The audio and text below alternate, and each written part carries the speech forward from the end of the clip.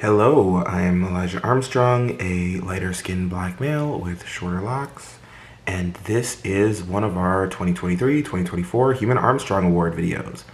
For those of you who don't know, the Heumann-Armstrong Award is a scholarship for students with disabilities in the 6th grade and up who have experienced and fought against ableism in education. Each one of our 6 winners receives a $1,000 monetary award, and we shoot a video with them, giving them the chance to tell their story. And this is one of those videos. So I am really happy to introduce you to Guerra. On screen now are the logos for all 4 organizations: the American Association of People with Disabilities, the Quello Center, Equal Opportunities for Students, and Esquire Bank. On screen now is the logo for the Heumann-Armstrong Award and white text on a gray background that reads, "Present 2023-2024 Heumann-Armstrong Award winner, Guerra," illustrated by Access Gallery. Great to have this opportunity to introduce myself and discuss my work. My name is Sabrina Guerra. I go by Bree, and my pronouns are they and them. I'm a young white person, with brown, curly hair to my shoulders. A head and shoulders, 3/4 profile picture of a young person with shoulder-length curly brown hair. The background is a treed park. They have glasses and wear a purple shirt and jean jacket. They are looking off to the right, with the sun lighting up their hair and reflecting in their glasses. I have blue eyes behind blue tortoiseshell glasses, and I'm wearing a blue shirt with my quote, "Self-acceptance is a glorious rebellion," in silver. An illustration of Bree in the same position. Behind me is an abstract painting in black and white and gold on a white wall. I live in Weston, Connecticut, though no longer attend their schools due to my experiences with ableism in the education system. A home in Weston, Connecticut. I'm currently a homeschooled 6th grade student, while we manage a move to a district prepared to support my communication and respect me as a valued member of my school community. Bree being homeschooled. I am proudly autistic, and like many of my wonderful neurokin, I need alternative modes of communication. Typing is my preferred method. I worked diligently for a year on mastering a keyboard. My brain and body are not synced optimally for initiating or controlling my movements. My actions do not match or live up to my intent. Bree learning to use a keyboard. I have always had thoughts I attempted to send to my mouth, but my signals fail to reach their highly complicated destinations to produce speech. Generally, one would be challenged to know what I think or feel about most things based on their interpretation of my movements and expressions. Add to that people's prejudices about disabled folk being lesser humans, and you have a disastrous and painful situation on a regular basis. Assume I understand yet can't respond at will. Assume I feel deeply. Assume my good intentions and my longing to be included. I have rarely felt like my disability was understood in school. I've heard countless falsities spoken about me, ranging from comments about my severely low IQ to ridiculous myths about autistics lacking empathy. Ironic, as they didn't seem to consider how their words or treatment made me feel. Bree being bullied by a group of students in school. I would love to tell you my favorite parts about school, but instead I shall tell you my fantasy. I am accepted as my authentic self, and my education and inclusion is deemed as important as my non-disabled peers. Everyone from lunch personnel to librarians speak to me like they do to any other students. My input is valued. My peers become allies. Bree being supported by teachers and peers. Despite my mom and two allied consultants insisting people presume competence and not repeat harms brought upon so many non-speakers before me, that advice was ignored. I was infantilized or treated like a puppy. This was modeled for my peers. Somehow friendships evolved. Some saw me as closer to my truth than adults made me out to be. Others learned how to interact condescendingly, or mock my movements and vocalizations.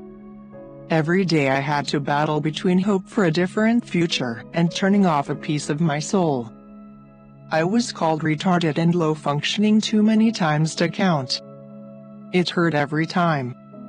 People spoke in front of me as if I couldn't understand basic conversations or feel human emotions if I did. I amass daily trauma, and it lives in my core. It directs my anxiety, and then people blame my self-preservation responses to fears and defenses on autism. That's an intolerable existence, and so many of my peers are suffering this fate. People speaking about Bree while Bree is still around. There were daily injustices, and there was particularly egregious harm. For example, each time there was a terrifying school shooter drill, nobody tried to comfort me. Instead, teachers told my aides I could endanger them all, so they were to do anything necessary to keep me quiet. I was scared of what that could mean, and horribly anxious I might cause one of my friends to die. Bree being left out during a school lockdown drill. It made me fixated on closing windows and safety measures like unobstructed views to outside threats. My concerns with blinds and windows was treated as a nuisance and problem, and I was to leave so others could have their peace. I so wish my presence had been considered important. Bree trying to close the blinds in a classroom. And then after I found my voice through typing, people seemed committed to ignoring my feedback, and I felt even less welcome. There is a lack of appreciation and respect for neurodiversity in society and educational institutions. I rarely felt like I was regarded as an acceptable form of human.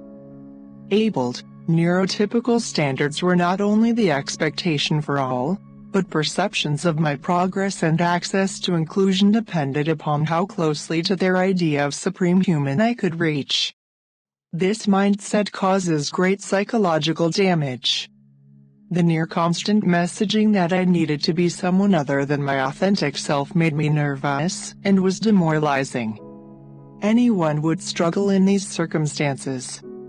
When it comes to supporting a non-speaking autistic, with a sensitive nervous system, and fragile brain-to-body connections that dissolve so easily in suboptimal conditions, feeling pressured and unwelcome ensures poor outcomes. The most critical accommodation a student like me needs is to be accepted and believed in, valued and included. Teachers making Bree anxious. Along with this necessity is full support of a student's preferred mode of communication. Currently, the interdependent method for spellers and typers requiring a communication and regulation partner is denied in most school districts. I believe this is a human rights violation.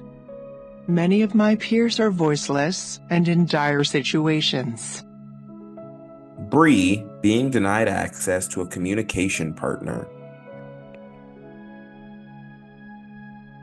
Once I acquired my voice through typing, like many advocates before me, I felt a responsibility to affect change. My passion for justice is a flame burning naturally within.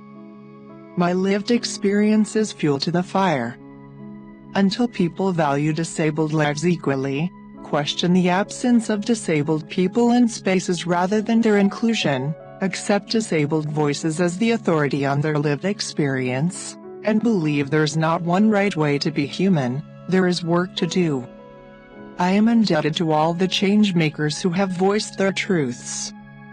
I'm also grateful for allies who listen and use their privilege and platforms to amplify disabled perspectives. My advocacy began with a book of some of my first writings, compiled for my peers. Truly Yours was an attempt to enlist my fourth grade classmates as allies. Bree, writing a book. My next project was creating a writing and advocacy page on social media. I share Truly Yours, and it has been read by thousands and translated into several languages. You can find me on Instagram and Facebook at Sabrina Guerra, non-speaking advocate for change, and see video presentations by searching my name on YouTube. When I was 10, I collaborated with one fabulous mentor, Jordan Zimmerman, in presenting Sniffing Out Ableism for the NORA Project's Summer Professional Development Series for educators. Jordan Zimmerman in the White House. Meeting Senator Chris Murphy at the award ceremony for his Martin Luther King Jr. essay contest was a career highlight. You have to maximize every opportunity.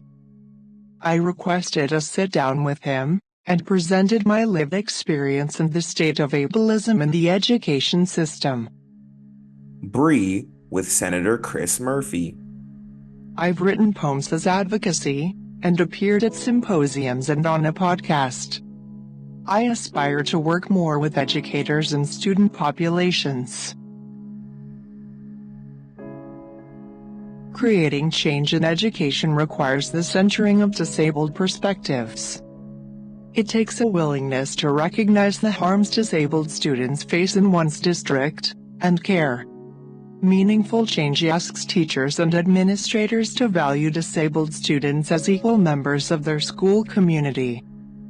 Prioritizing a mindset shift and proactive steps for achievement is critical.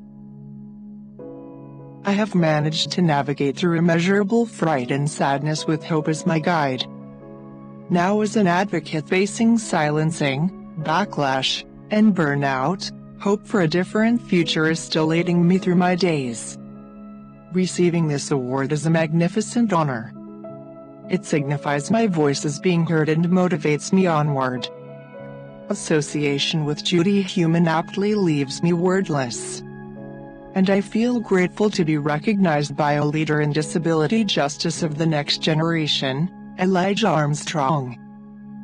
Bree, holding a trophy. Lasting change is possible. Looking ahead with hope and combining our advocacy efforts, we shall move the world together. So many of my disabled peers are suffering daily in educational settings, and needless harm is perpetuated by those who choose to ignore this. We call upon everyone to do better. Thank you, Bree, for sharing your story with us. You can learn more about them in the links in the description, as well as more about all of the other organizations that have come together to allow this award to happen. And lastly, there are 5 other winners of the Heumann-Armstrong Award this year, as well as 6 winners from last year and 6 winners from the previous year. So please check out those videos as well. Lead on, everyone.